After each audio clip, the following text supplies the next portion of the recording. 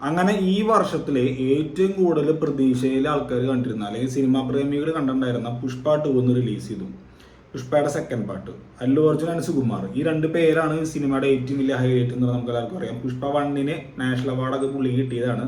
ആ national award കാശ് കൊടുത്ത് വാങ്ങിയതെന്നുള്ള വിമർശനങ്ങളും കാര്യങ്ങളൊക്കെ അപ്പുറത്ത് വേറെ സൈഡിലുണ്ട്, നമുക്ക് അതിലേക്ക് നോക്കണ്ട. പുഷ്പ 2 അങ്ങനെ റിലീസ് ചെയ്തു. ഇന്നലെ നൈറ്റ് 9:30 തൊട്ട് തന്നെ ഇന്ത്യയിൽ പല സ്ഥലത്തും ഹൈദരാബാദിലും ബോംബെയിലൊക്കെ ഷോ തുടങ്ങിയിട്ടുണ്ടെന്നാണ് നമ്മൾ അറിഞ്ഞിട്ടുണ്ടായിരുന്നത്. പുലർച്ചെ 4 മണിക്ക് കേരളത്തിലും രാവിലെ 9 മണി തൊട്ട് തമിഴ്നാട്ടിലും ഷോകൾ തുടങ്ങിയിട്ടുണ്ടായിരുന്നു.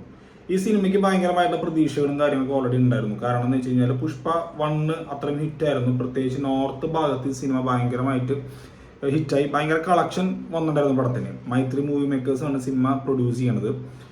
അപ്പം അതുകൊണ്ട് തന്നെ നല്ല രീതിയിൽ കളക്ഷൻ 1 വന്നതുകൊണ്ട് തന്നെ സെക്കൻഡ് പാർട്ടിലേക്ക് വരുമ്പോൾ ഇപ്പോൾ ഒരു ട്രെൻഡാണല്ലോ, ഒരു സിനിമയുടെ ഫസ്റ്റ് പാർട്ട് ഹിറ്റ് ആവുന്നു, സെക്കൻഡ് പാർട്ട് അനൗൺസ് ചെയ്യുന്നു. അപ്പോൾ അതുമായി ബന്ധപ്പെട്ട് കുറേ വിമർശനങ്ങൾ വേറെ വരുന്നുണ്ട്, എന്തിനാണ് ഈ സെക്കൻഡ് പാർട്ട് ചെയ്യണേ എന്നൊക്കെ പറഞ്ഞിട്ട്.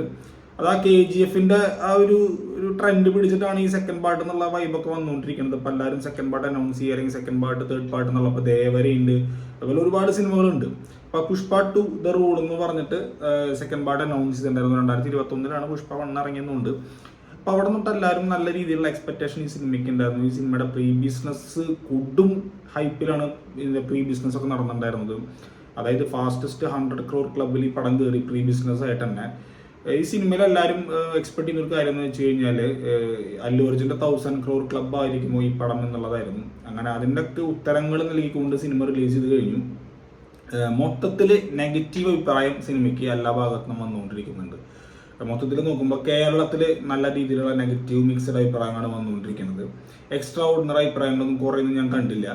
തമിഴ്നാട്ടിൽ നിന്നും ഇതേ അവസ്ഥയാണ് വരുന്നത്. ആന്ധ്ര തെലുങ്ക് ഭാഗത്തു നിന്നൊക്കെ ചെറിയ രീതിയിലാണ്. പക്ഷേ ഏറ്റവും കൂടുതൽ പോസിറ്റീവ് അഭിപ്രായം വന്നുകൊണ്ടിരിക്കുന്നത് നോർത്ത് സൈഡിൽ തന്നെയാണ്. അതായത് 4.5 റേറ്റിംഗ് ആണ് 5-ലൊക്കെ അവിടുത്തെ ഫിലിം ജേർണലിസ്റ്റുകളും അല്ലെങ്കിൽ അനലിസ്റ്റുകളൊക്കെ കൊടുത്തുകൊണ്ടിരിക്കുന്നത്. തരുൺ ആദർശ് പോലുള്ള വലിയ വലിയ സിനിമാ ജേർണലിസ്റ്റുകൾ കൊടുക്കുന്നത് 5-ൽ 4.5-ഒക്കെയാണ്. പക്ഷെ നമ്മുടെ കേരളത്തിലേക്ക് വരുമ്പോൾ ഒരു ആവറേജ് വിത്ത് മിക്സഡ് അഭിപ്രായങ്ങളാണ് സിനിമയ്ക്ക് വന്നുകൊണ്ടിരിക്കുന്നത്. എൻ്റെ പേഴ്സണൽ അഭിപ്രായം ഞാൻ ഈ സിനിമയോട് പറയാം. അതായത് ഞാൻ മൊത്തത്തിൽ നെറ്റിലൊക്കെ കണ്ടപ്പോൾ, ഇൻ്റർനെറ്റിലൊക്കെ കണ്ടത് അപരാധം, അതല്ലെങ്കിൽ ഉറക്കം തൂങ്ങി, അതല്ലെങ്കിൽ വളരെ മോശം, പുഷ്പനായി എന്ന് പറഞ്ഞ രീതിയിലുള്ള റിവ്യൂസൊക്കെയാണ്. എനിക്ക് പേഴ്സണലി ഞാൻ തുറന്ന് പറയുകയാണെന്നുണ്ടെങ്കിൽ എനിക്ക് അങ്ങനത്തെ കാട്ടപരാധമായിട്ടൊന്നും ഈ സിനിമ തോന്നിയില്ല, അല്ലെങ്കിൽ കൊടും വാള് പടമായിട്ടൊന്നും പുഷ്പ 2 തോന്നിയില്ല. കുഴപ്പമില്ല, 1 ടൈം വാച്ചബിൾ എന്നുള്ള ലെവലിൽ കണ്ടിരിക്കാൻ പറ്റുന്ന ഒരു സിനിമ. അതാണ് എനിക്ക് പേഴ്സണലി പുഷ്പ 2 തോന്നിയത്. പുഷ്പ 1 ആണോ 2 ആണോ ബെറ്റർ എന്ന് ചോദിച്ചു കഴിഞ്ഞാൽ ഡെഫിനറ്റ്ലി ഞാൻ പറയും പുഷ്പ 1 ആണ് അടിപൊളി എന്നുള്ളത്. പുഷ്പ 1-ന്റെ റേഞ്ചൊന്നും പുഷ്പ 2 വന്നിട്ടില്ല. പക്ഷെ ക്യാൻവാസ് ഒക്കെ വെച്ച് ടോട്ടലി പുഷ്പ പെർഫോമൻസ് വൈസും വെച്ച് നോക്കുമ്പോൾ പുഷ്പ 2 കുറച്ചും കൂടി എക്സ്പാൻഡ് ചെയ്തിട്ട് ഒരു നല്ല രീതിയിൽ അവർ ചെയ്തിട്ടുണ്ട്. നമുക്ക് ആദ്യം തൊട്ട് തുടങ്ങാം. നമ്മുടെ ഫഹദ് ഫാസിൽ നമുക്കറിയാം ഫസ്റ്റ് പാർട്ടിൽ ചെറിയ സീൻ ഉണ്ടായിരുന്നുള്ളൂ. സെക്കൻഡ് പാർട്ടിലേക്ക് വന്നപ്പോൾ അത്യാവശ്യം നല്ല സീനുണ്ട്. കുറച്ച് ആൾക്കാർ പറയുന്നത് കേട്ടു ഫഹദ് ഫാസിലിന് പുഷ്പ 2-ൽ റോള് കുറവായിരുന്നു എന്നുള്ളത്. പുഷ്പ 2-ലൊക്കെ അത്യാവശ്യം നല്ല സ്ക്രീൻ സ്പേസ് ഫഹദ് ഫാസിലിന് കിട്ടിയിട്ടുണ്ട്. അത്യാവശ്യം നല്ല രീതിയിൽ തന്നെ പുള്ളി അടിപൊളിയായിട്ട് പെർഫോം ചെയ്തിട്ടുണ്ട്. കുറെ റിവ്യൂസ് ഉണ്ട് സ്ഥിരം അഭിനയമാണെന്നുള്ളത്. എനിക്കൊന്നും അങ്ങനെ തോന്നിയില്ല. അതിൽ ഒരു ആന്റഗോണിസ്റ്റ് ആയിട്ടുള്ള ഒരു പോലീസ് ഓഫീസറുകാരൻ വരുമ്പോൾ പിന്നെ ഇങ്ങനെ പെരുമാറാം, ആ രീതിയിലൊക്കെ അടിപൊളിയായിട്ട് പുള്ളി അതിൽ ചെയ്തു വെച്ചിട്ടുണ്ട്.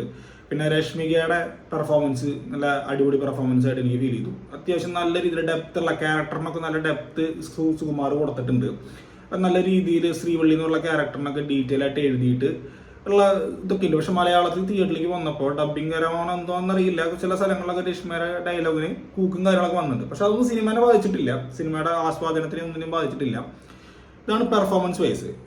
പ്രധാന പെർഫോമൻസ് എന്ന് പറയുന്നത് നമ്മുടെ അല്ലു അർജുൻ്റെ തന്നെയാണ്. അല്ലു അർജുൻ ശരിക്കും പുഷ്പരാജ് എന്ന് പറയുന്ന ക്യാരക്ടർ ശരിക്കും മനസ്സിൽ കയറിയിട്ട് ജീവിക്കാന്ന് പറയില്ല, ആ ലെവലിൽ തന്നെ ആ ഒരു പെർഫോമൻസ് പുള്ളി കാഴ്ചവെച്ചിട്ടുണ്ട്. പുള്ളിയുടെ ആ ഒരു സ്ക്രീൻ പ്രസൻസും അല്ലെങ്കിൽ ആറ്റിറ്റ്യൂഡൊക്കെ ശരിക്കും ആ ഒരു പുഷ്പരാജ് എന്ന് പറഞ്ഞ ക്യാരക്ടറിനെ എങ്ങനെയാണോ ഡിസൈൻ സുകുമാർ ചെയ്തിട്ടുള്ളത് അത് 100% അല്ലു അർജുൻ അത് ശരിക്കും സ്ക്രീനിലേക്ക് കൊണ്ടുവന്നിട്ടുണ്ട്. അപ്പോൾ ശരിക്കും ഇഷ്ടപ്പെട്ട് ചെയ്യാന്ന് പറയില്ലേ, ഇഷ്ടപ്പെട്ട് ആഗ്രഹിച്ച് ചെയ്യുന്ന ഒരു ക്യാരക്ടറായിട്ട് എനിക്ക് പുള്ളിനെ ഫീൽ ചെയ്തത്. ഞാൻ കേട്ടിട്ടുണ്ട് ചില കഥാപാത്രങ്ങൾ ചില നടന്മാർക്ക് ചെയ്ത് കഴിയുമ്പോൾ അത് അവരുടെ പേഴ്സണൽ ലൈഫ് മീൻസ് അവരുടെ ക്യാരക്ടറിൽ അത് മിക്സഡ് ആയി പോയിട്ട് അതിൽ നിന്ന് വിട്ടിറങ്ങാൻ ഒരുപാട് ബുദ്ധിമുട്ടിയിട്ടുണ്ടെന്നൊക്കെ നമ്മൾ പല ഇന്റർവ്യൂസിലൊക്കെ പല നടന്മാരും പറഞ്ഞു കേട്ടിട്ടുണ്ട്. ഈവൻ നമ്മുടെ KGF റോക്കി ബൈ യാഷ് വരെ KGF 2-ന്റെ ഷൂട്ടിംഗ് കഴിഞ്ഞതിന് ശേഷം ഈ ഒരു സംഭവം പുള്ളിയുടെ ലൈഫിലുണ്ടായിരുന്നു, റോക്കി ബായ് ആയിട്ട് എന്നുള്ള ലെവലൊക്കെ. അപ്പൊ അതേപോലെ അല്ലു അർജുന്റെ കരിയറിൽ ഈ ഒരു പുഷ്പരാജ് എന്ന് പറയുന്ന ക്യാരക്ടറും, കാരണം പ്രത്യേകത ടൈപ്പ് ഓഫ് ക്യാരക്ടറാണല്ലോ. അപ്പോൾ ആ ഒരു ക്യാരക്ടറിന്റെ ഒരു സ്വാഗൊക്കെ ശരിക്കും പുള്ളി പിടിച്ചിരുത്തി നന്നായി ചെയ്തിട്ടുണ്ട്. പേഴ്സണലി നല്ല രീതിയിൽ എനിക്ക് ഇവരുടെ എല്ലാവരുടെയും പെർഫോമൻസ് ഭയങ്കരമായിട്ട് ഇഷ്ടപ്പെട്ടു. ഒരു കുറ്റവും കുറവും ഇവരുടെ ആരുടെയും പെർഫോമൻസിൽ പറയാനില്ല. ചില റിവ്യൂകളൊക്കെ ഉണ്ടാവുമെന്നാണ് ഞാൻ പറയുന്നത്. പിന്നെ ടെക്നിക്കൽ സൈഡ് വരികയാണെങ്കിൽ ആക്ടേഴ്സ് കാസ്റ്റിന്റെ, അതായത് കാസ്റ്റിന്റെ പെർഫോമൻസ് വേറെയും കുറെ നടന്മാരുണ്ട്, എല്ലാവരും നന്നായി ചെയ്തിട്ടുണ്ട് കേട്ടോ, അതിലൊന്നും ഒരു തെറ്റില്ല. പക്ഷേ സുനിലിനൊക്കെ സ്ക്രീൻ സ്പേസ് കുറഞ്ഞിട്ടുണ്ട്. സുനിലിനൊക്കെ കുറെ വില്ലനിസം സെക്കൻഡ് പാർട്ടിൽ ഞാൻ എക്സ്പെക്ട് ചെയ്തു, അതൊന്നും ഉണ്ടായില്ല. പിന്നെ നമ്മുടെ പാട്ടുകൾ ചെയ്തിട്ടുള്ള DSP ആൻഡ് BGM ചെയ്തിട്ടുള്ള സാം CS ഒക്കെ അടിപൊളിയായിട്ട് ചെയ്തിട്ടുണ്ട്. ചില സ്ഥലങ്ങളിൽ, അതായത് മാസ് സീൻസ് എലിവേറ്റ് ചെയ്യുന്ന സ്ഥലങ്ങളിലുള്ള BGMs ഒക്കെ വളരെയധികം വർക്കൗട്ട് ആയിട്ടുണ്ട്. ശരിക്കും നല്ലൊരു ഫീല് നമുക്ക് കിട്ടും.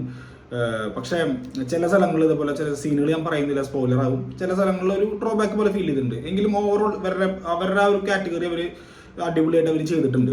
പിന്നെ എഡിറ്റിംഗ് ചെയ്തിട്ടുള്ള നവീൻ മൂലിയാണ്. നല്ല രീതിയിലുള്ള എഡിറ്റിങ്ങും കാര്യങ്ങളൊക്കെ ഉണ്ട് പടത്തിലെ. ഫാസ്റ്റ് കട്ട്സുകൾ ചില സ്ഥലങ്ങളുണ്ട്, ചില സ്ഥലങ്ങളിൽ ഫാസ്റ്റ് കട്ടുകൾ അല്ലാതെ ഡീറ്റെയിലിംഗ് ആയിട്ടുള്ള കാര്യങ്ങൾ കാണിച്ചു തന്നു. സോ ടെക്നിക്കൽ വൈസ് ഒക്കെ പടം അടിപൊളിയായിട്ട് തന്നെ നിന്നിട്ടുണ്ട്. അത് ഞാൻ പറഞ്ഞത്, എനിക്ക് പടം വലിയ രീതിയിൽ ഒരു കുഴപ്പം കാര്യങ്ങളൊന്നും തോന്നിയില്ല. കുറേ പേരൊക്കെ ഭയങ്കര മോശം അഭിപ്രായം പറയുന്നുണ്ട്. നമ്മളൊരു കാര്യം ശ്രദ്ധിച്ചാൽ മതി, ഈ സിനിമയുടെ ഡ്യൂറേഷൻ എന്ന് പറയുന്നത് 3 മണിക്കൂർ 20 മിനിറ്റാണ്. ഈ 3 മണിക്കൂർ 20 മിനിറ്റ് ബോറടി എന്ന് പറയുന്ന സാധനം എനിക്ക് ഉണ്ടായിട്ടില്ല.